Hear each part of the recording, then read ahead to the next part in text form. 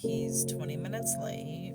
I am sitting here just thinking about how it's gone so far, how awful it's been since the judge gave him full custody of our daughter.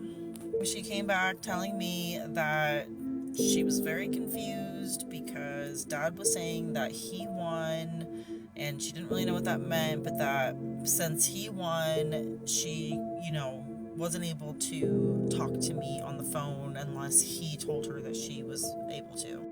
She told me that there was a time when she'd asked to call me because she missed me, and he told her, nope, you can't talk to your mom because we're making dinner, and then she said that she cried about that. I tried to get extra time with her over Thanksgiving break. She did not have school the whole week of Thanksgiving, but the parenting order says my holiday started Wednesday before Thanksgiving until the following school day. And he just absolutely would not give me the extra few days with her.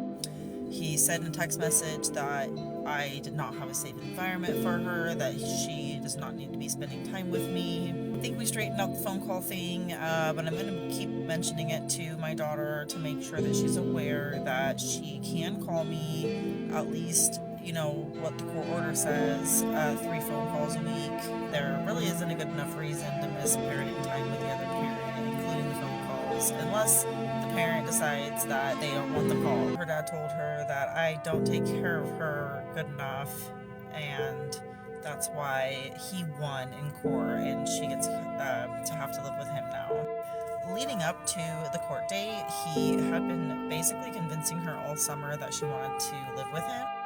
He buys her stuff and spoils her. So he has been a weekend dad, like a Disneyland dad this whole time. So of course it seems like maybe things are funner at dad's house sometimes. He never had to do the working while parenting thing. He never had to do the doctor's appointments, the daycare, the school, figuring all this stuff out for her. He was able to just spend one-on-one time with her every weekend. A child doesn't want that all the time.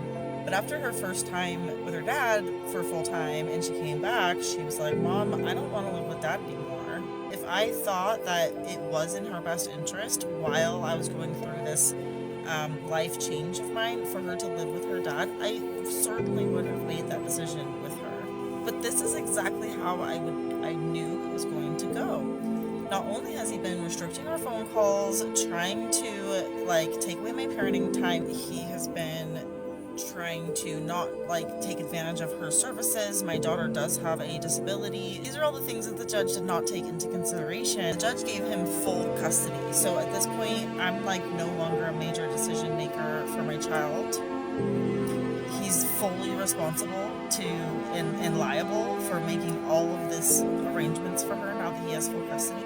And he's totally dropped the ball. It's been 2 months, and he said that he finally got around to calling disability services last week. Besides all that, she's a very active child. She likes to have a lot of activity. She's very social. She's extroverted. So I had her in horseback riding lessons, ballet lessons. I was going to get her into soccer. So she's really been asking for extracurricular activities. And every time I bring this up to him, he just completely shuts down the conversation. In fact, I can't bring anything up to him without him having a very traditional, narcissistic, toxic, abusive response.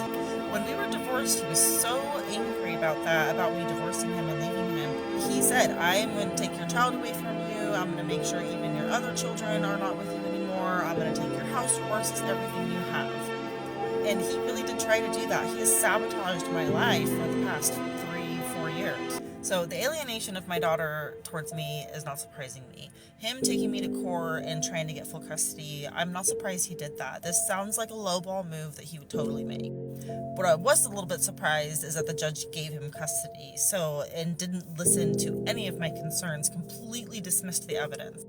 Now, I am appealing that decision. It is a long process. It could take a year. So in the meantime, I am literally at the mercy of this man, actively telling my daughter on a regular basis how terrible of a mother I am. And I didn't even think he had a case. I thought this is delusional if a judge wants to change complete households just because I moved.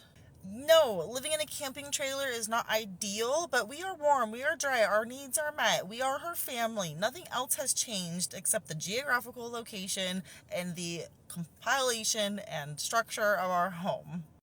I am still and always have been her primary caregiver.